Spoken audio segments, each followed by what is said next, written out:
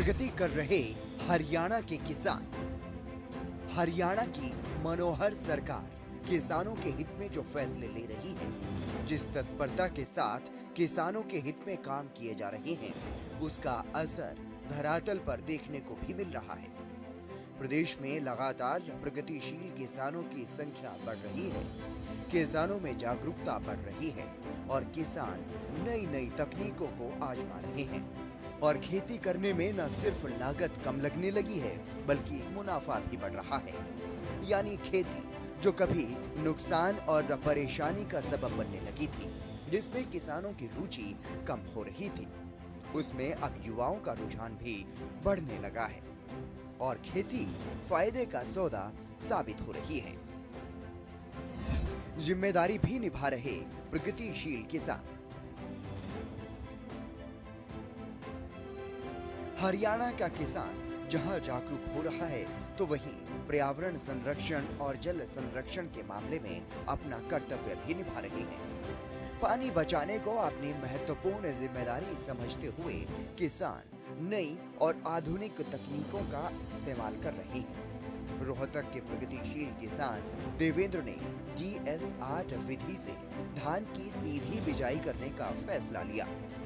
ऐसा करके उन्होंने जल संरक्षण की दिशा में अपनी महत्वपूर्ण भूमिका निभाई और साथ ही स्वस्थ पैदावार के साथ सरकार की योजना का आर्थिक लाभ भी लिया। रोहतक के प्रगतिशील किसान देवेंद्र के पास 20 एकड़ जमीन है और अपनी 8 एकड़ जमीन पर धान की उसने सीधी बिजाई की है। हरियाणा के कृषि विभाग के द्वारा चलाए जा रहे जागरूकता कार्यक्रमों से किसान देवेंद्र भी जागरूक हुए। किसान ने बताया कि अगले साल अपना सीधी बुआई का दायरा वो बढ़ाएंगे और इससे न सिर्फ समय की बचत होती है, बल्कि पानी की भी बचत हो रही है और लेबर की भी बचत होती है। मेरा नाम देवेंद्र, गांव खेड़ीसाथ, जिला रोहतक का रहने वाला हूं और मैं 20 एकड़ में अपने वो करता हूँ खेती इसकी धान की, और उसमें से अब की बार मैंने 8 एकड़ में अपने DSR से अपने धान की वो करनी हमें बिजाई करेंगे। और हमारे कृषि के जो अपने डॉक्टर साहब हैं, उनका इधर वो अपने वो हमने कैंप हुआ था, फिर उससे हमने इसका ज्ञान हुआ है। और अगले साल हम अपने 20-25 एकड़ में इसी से अपनी खेती उगाएंगे और इससे पानी की बचत होती है, इसे समय की बचत है, लेबर की भी बचत होती है। इस मामले में कृषि विभाग की तरफ से किसानों को सब्सिडी पर मशीन उपलब्ध करवाई जाती है और इस बार अकेले रोहतक जिले में 10,000 एकड़ भूमि में धान की सीधी बिजाई का लक्ष्य रखा गया है। इस बारे में विभाग की तरफ से कार्यरत block technology manager Vijay Pal ने बताया कि सरकार ने इस बार 10,000 एकड़ का लक्ष्य दिया है, जबकि पूरे जिले में 70,000 हेक्टेयर जमीन में धान की बिजाई होती है। इस बार DSR को लेकर किसानों का खासा रुझान भी देखने को मिल रहा है। उन्होंने बताया कि सरकार की तरफ से DSR विधि से बिजाई करने पर 4,000 रुपए प्रति एकड़ के हिसाब से प्रोत्साहन राशि दी जाती है और साथ ही उन्होंने ये भी बताया कि इस मशीन की खरीद के लिए भी 40,000 रुपए का अनुदान सरकार की तरफ से दिया जा रहा है। मेरा नाम विजय पाल है। मैं यहाँ block technology manager as a काम कर रहा हूँ रोहतक कृषि के कल्याण विभाग में। और ये हमारा जो DSR का इस बार सरकार ने टारगेट दिया है हमारे को 10,000 एकड़ का है टोटल हमारे पास, और हमारे पूरे रोहतक डिस्ट्रिक्ट में 70,000 हेक्टेयर के आसपास टोटल धान की बिजाई होती है। उसमें से अब की बार DSR बहुत अच्छा जमींदारों से हमारे को रिस्पॉन्स मिल रहा है। इसमें सरकार की तरफ से 4,000 रुपये की बहुत ही बेहतरीन सब्सिडी दी जा रही है ताकि प्रोत्साहन मिल सके ज़मींदारों को और उसका फ़ायदा उठा सकें। और इसके साथ साथ हम कोशिश करेंगे ज़मींदारों को हर गांव में जा के हम उनको प्रोत्साहित कर रहे हैं, डेमोस्ट्रेशन दे रहे हैं। किसानों को DSR विधि से काफी फायदा हो रहा है, इसीलिए तो अनेकों किसान इस विधि को अपना रहे हैं। सरकार पर धान के उत्पादन का दबाव लगातार बढ़ रहा है, तो वहीं हरियाणा में कई इलाकों में पानी की कमी भी बढ़ रही है। इसलिए पानी बचाना भी सरकार की प्राथमिकता है और इसी कड़ी में धान उत्पादन और पानी की बचत के लिए करनाल के किसान भी अपनी महत्वपूर्ण भूमिका निभा रहे हैं।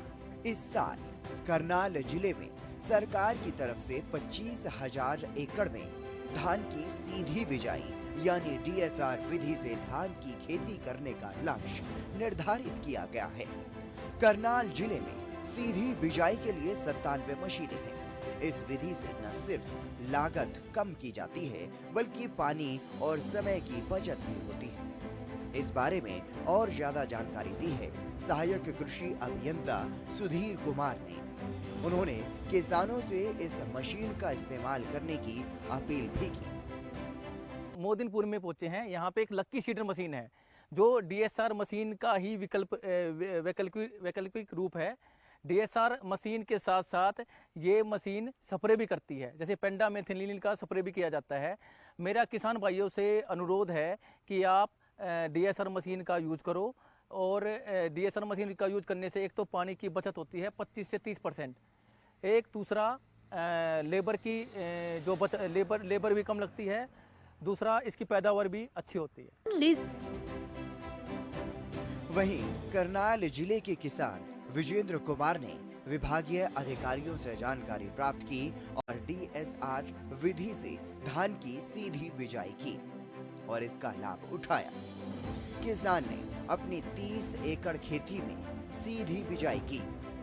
किसान ने बताया कि इस तरह से बिजाई करने पर न सिर्फ लेबर का खर्च कम हुआ बल्कि पानी की भी खपत कम लगी और इस तरह से खेती करने पर फसल में बीमारी की चिंता भी कम हो जाती है। इतना ही नहीं, उन्होंने बताया कि सरकार की तरफ से इस विधि से खेती करने पर सब्सिडी भी दी जाती है। मेरा नाम विजेंद्र कुमार है जी, सनोप श्री धर्म सिंह है जी। तो विलेज डाकवाड़ा और डिस्ट्रिक्ट करनाल पड़ता है जी मेरा।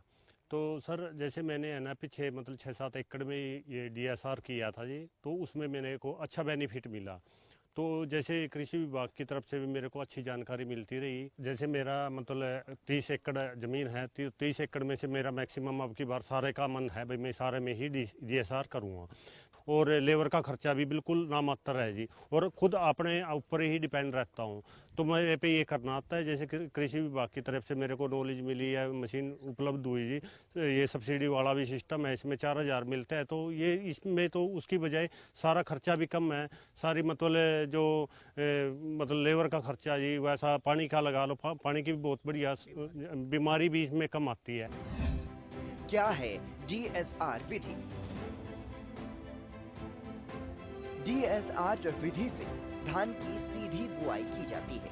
सीधी बुआई के कई सारे फायदे हैं। एक तो इसमें पानी की बचत होती है, इससे लगभग 15 से 20% पानी की बचत हो जाती है।